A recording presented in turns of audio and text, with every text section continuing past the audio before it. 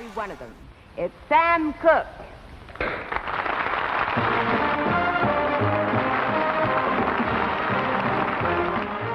Всем добрый день! Сегодня мы поговорим о Сэме Куке. По моему скромному мнению, он был одним из самых влиятельных афроамериканских музыкантов, исполнителей и композиторов 20 века. Его творчество не только определило золотой век ритм-блюза, но и стало важной частью социальных изменений, происходивших в США в период борьбы за гражданские права. По оценке портала AllMusic, Сэм Кук является важнейшим певцом в истории соул-музыки, ее изобретателем и наиболее популярным и обожаемым исполнителем, причем не только среди афроамериканцев, но и среди белых. Ведь его песни не только покорили сердца миллионов слушателей по всему миру, но и стали символами эпохи, отражая глубокие личные переживания и общественные проблемы своего времени.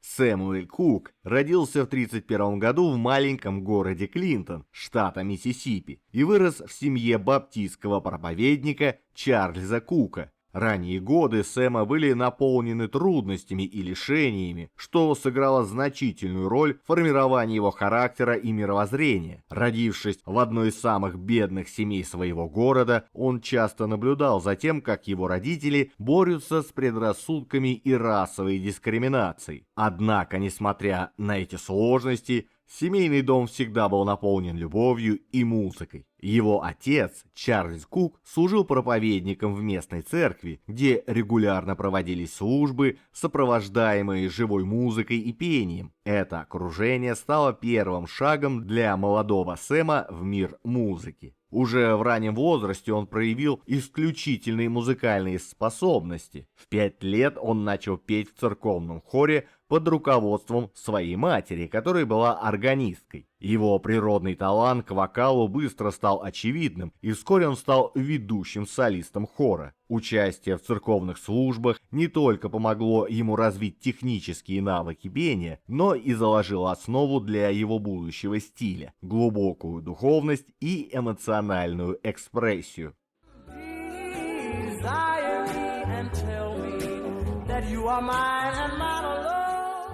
Когда Сэму было 8 лет, его семья переехала в Чикаго, где он начал выступать на различных городских мероприятиях. А первый серьезный опыт работы в профессиональной музыке он получил, когда вступил в группу The Soul Stirrers в 50-м году. Эта группа была известна своими инновационными подходами к госпел-музыке, сочетая элементы джаза и блюза с традиционными духовными песнопениями. Кук быстро стал одной из главных звезд коллектива и в течение следующих нескольких лет был основным голосом ансамбля.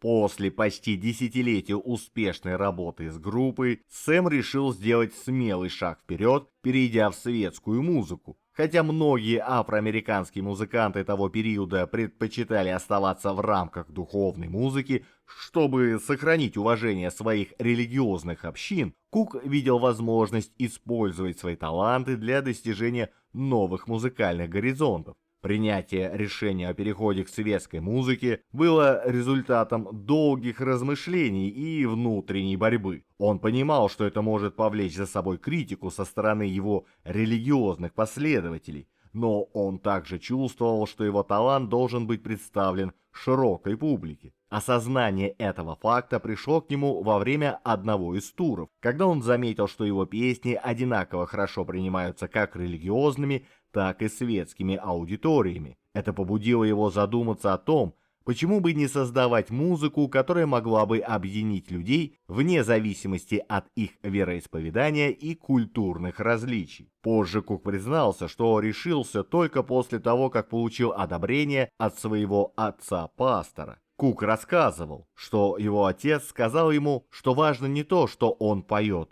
а то, что Бог дал ему голос и музыкальный талант, и истинное применение его дара, делиться им и делать людей счастливыми. и первая попытка Сэма в светской музыке произошла в 1957 году. Его первый сингл «You Send Me» стал настоящим прорывом, достигнув первого места в Billboard. И ныне эта песня признается золотой классикой соула, а Сэм Кук – одним из основателей этого жанра наряду с Рэем Чарльзом и Джеймсом Брауном.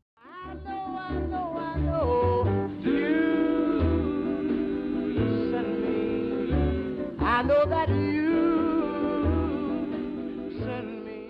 Вообще, понятие кроссровер – это песня, созданная на пересечении разных стилей. И эти песни всегда несли определенный риск для ее исполнителя. При удачном раскладе певец мог увеличить свою аудиторию сразу в 2 раза. При неудачном – отвергнуть поклонников обоих жанров. Особенно если эти жанры имеют расовую идентификацию. Поэтому, когда Сэм принес на лейбл эту песню, она сильно смутила продюсеров. Им казалось, что для черного R&B чарта песня звучит слишком мягко, а для белого поп-чарта чересчур грубовато. Кук сочинил «You Send Me» еще в конце 1955 года и сразу увидел в песне большой потенциал. Но тогда он зачислил авторские права не на себя, а на своего младшего брата, ведь он был связан контрактом и не хотел, чтобы его издатели получали от песни прибыль. Тем не менее, когда на лейбле услышали, что Кук добавил в песню хор белой вокальной группы,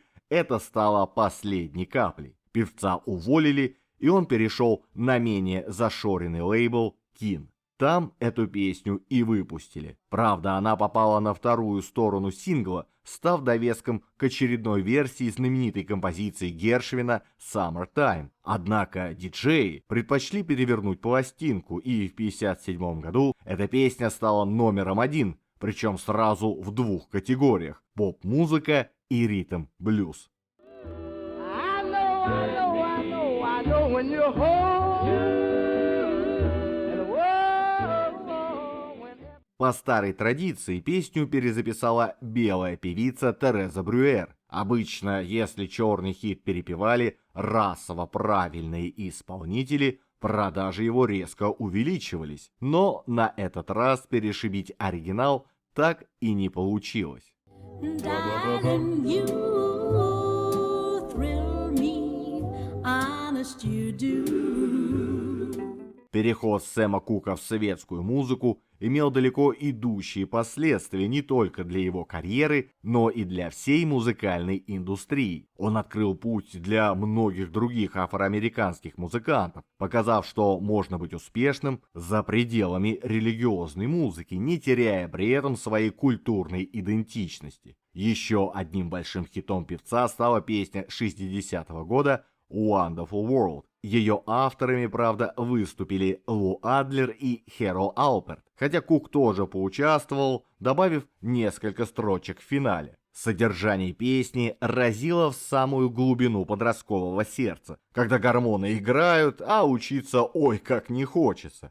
Вот и Сэм Кук поет о том, что, возможно, он не силен в биологии, зато о любви знает более чем достаточно. И именно любовь, а не образование, может сделать этот мир чудесным. С подобным заявлением можно поспорить, но девушки от подобных откровений были без ума. Поговаривают, что до выхода песни Кук любил ее петь каждой девушке, с которой встречался, заявляя, что сочинил песню только что и специально для нее единственной.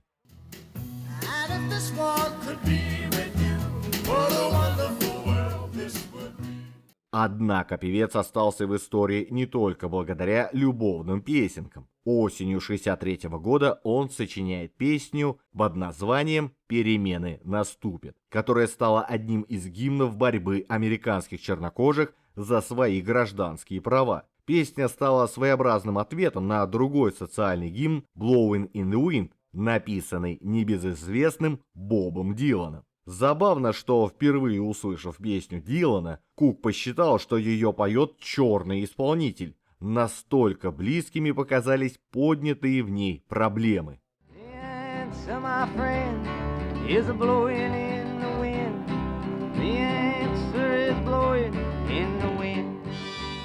Биограф Кука Питер Гуральник полагает, что у песни был и другой источник вдохновения. Речь идет об инциденте, произошедшем в городе Шрифпорт в штате Луизиана, когда певцу с женой и друзьями не разрешили заселиться в отель. Напомню, что расовую сегрегацию в США официально отменят лишь в 1964 году. Питер Гуральник пишет, и когда он отказался уйти, его жена сказала: «Сэм, нам лучше убраться отсюда, они убьют тебя». «Они меня не убьют, я Сэм Кук». «Нет, для них ты просто другой». В итоге Кук с компанией попали в тюрьму за нарушение спокойствия, а спустя несколько недель на свет родилась песня об ожидании перемен. But I know a change gonna come. Тогда песня достигла лишь 9-го места в хит-параде, но в 2008 году британский певец Seal выпустил успешный кавер, который использовался в поддержку предвыборной кампании Барака Обамы. Сам Обама будет цитировать строчки Кука в своей победной речи, а на его инаугурацию песню о переменах исполнят Бетти Лавет и Джон Бон Джови. А вот о том, действительно ли что-то изменилось с приходом к власти первого в истории Америки чернокожего президента, судить самим афроамериканцам. I said I know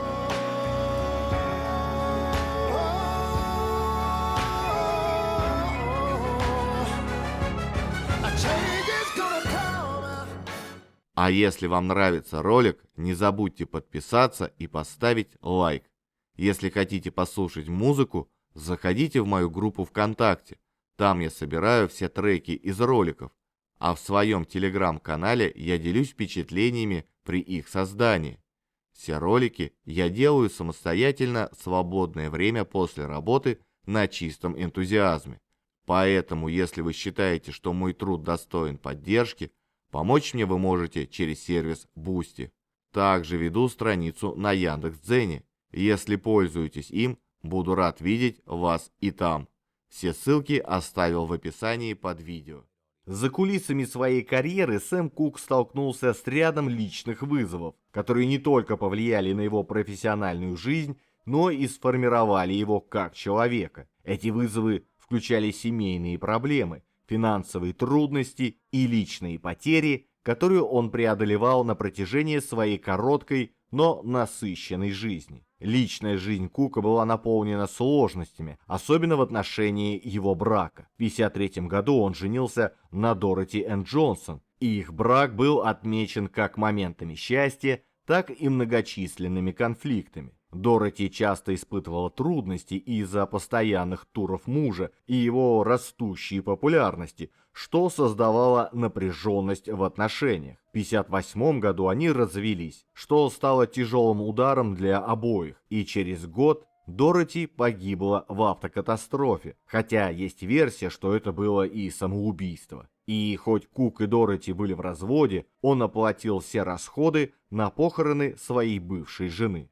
Второй брак Кука с Барбарой Кэмпбелл начался в 1958 году и тоже был полон сложностей. Хотя у них родилось 3 детей, семейная жизнь снова была омрачена частыми разногласиями и недопониманиями. А нелепая гибель маленького сына, который утонул в домашнем бассейне, и вовсе повергла его в депрессию. Сэм чуть сам не разбился насмерть в автокатастрофе. Его шофер Эдвард Каннингем погиб, а сам Кук был госпитализирован. Эти личные проблемы часто отражались в его песнях. Например, в этой песне, где он выражал свои чувства раскаяния и желания примирения.